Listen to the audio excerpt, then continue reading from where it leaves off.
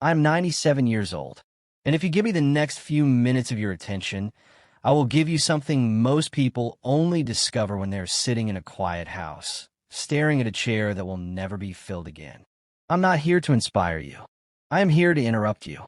Because if I could reach through this page, through this screen, through whatever distraction is waiting for you next, I would grab you by the shoulders and say, "You're spending your life like it refills." It is not. I have lived through wars, recessions, technological revolutions, 3 funerals for women I loved, and more goodbyes than I can count without my hands trembling. I have watched my friends become photographs. I have watched my daughter become a stranger. And I have learned one brutal truth. The biggest losses in your life will not happen in a single dramatic moment. They will happen quietly while you are busy. I was 41 years old when life tried to teach me this. My daughter, Anna, was in surgery. Appendix rupture. Complications. Routine, they said. I was sitting in a hospital hallway with a leather briefcase on my lap.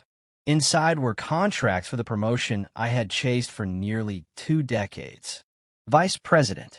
More money. More influence. More proof that I mattered. While my daughter was being prepped, my phone rang. I looked at the operating room doors. Then I looked at the screen. I stepped outside. "I'll review the numbers tonight," I said. Tonight. Say that word slowly. Tonight. As if it's guaranteed. When a surgeon came out, he told me she would recover. I felt my lungs work again. Then he added, almost gently, "She was asking for you before we put her under." 10 feet away. I was 10 feet away. But I wasn't there. That was the moment I should have changed. I didn't. That's what makes this story dangerous. I got the promotion. I worked longer hours.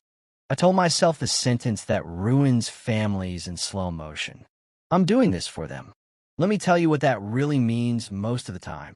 It means I am choosing achievement over connection and calling it love.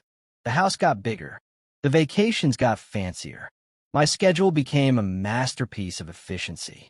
And my daughter stopped reaching for me. When she was 17, she said something at dinner that still keeps me awake some nights. "You're a good dad. I just don't feel like you know me." She didn't yell. She didn't accuse. She just told the truth. And the truth is quieter than guilt. Here's what no one tells you about ambition. It is a fire that never says, "That's enough." It will consume evenings. It will consume weekends. It will consume the best parts of you and leave the leftovers for the people you claim you're doing it for. There is no natural stopping point. No invisible finish line where someone hands you permission to be present. If you don't decide what is enough, you will never have enough. I retired at 68. There was applause. There were speeches. There was a gold watch in a velvet box. On Monday morning, the company continued without me. Perfectly. My replacement sat in my chair. The meetings continued. The numbers rolled in. In less than a week, I went from irreplaceable to previous. But do you know what didn't continue smoothly? My marriage. My wife had built a life around my absence. She had routines I wasn't part of, friends I barely knew, stories that didn't include me. One evening, about a year after I retired, we were sitting across from each other at the kitchen table, the same table we had eaten at for decades. She looked at me and said, softly, "I learned not to need you too much. There is no award, no promotion, no title powerful enough to drown out a sentence like that. Neglect does not explode. It erodes. In not now. In just a minute. In eyes that stay on a screen instead of a face. You think you'll fix it later. When things calm down. When the kids are older. When the deadline passes. When you retire. Let me tell you something about when things calm down. They don't. Life does not calm down. It rearranges. The stress changes shape. The demands are different clothes. The urgency never fully leaves. And then one day, the house is quiet. The phone rings less often. The invitations slow. The calendar empties. You finally have time, and far fewer people to give it to. I am 97 years old. I have lived roughly 35,400 days. Do you know how many I remember clearly? Not the boardrooms.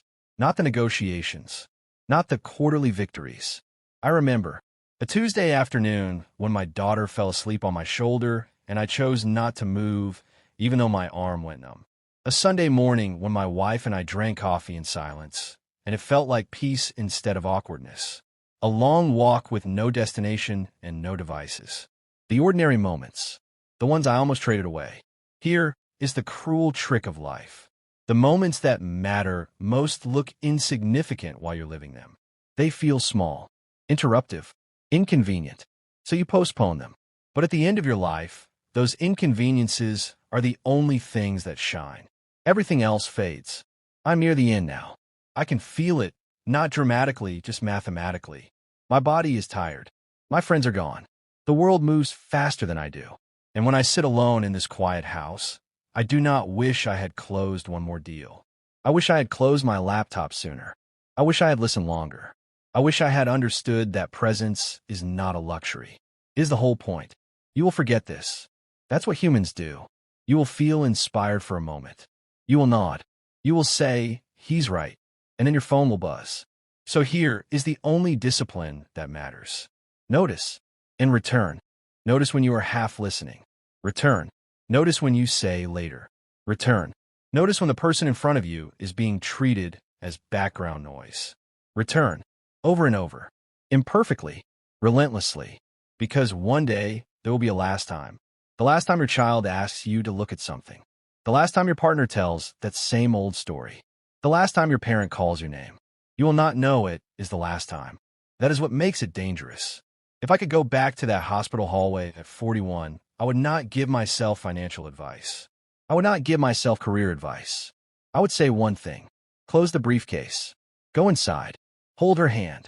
The world will keep spinning without you.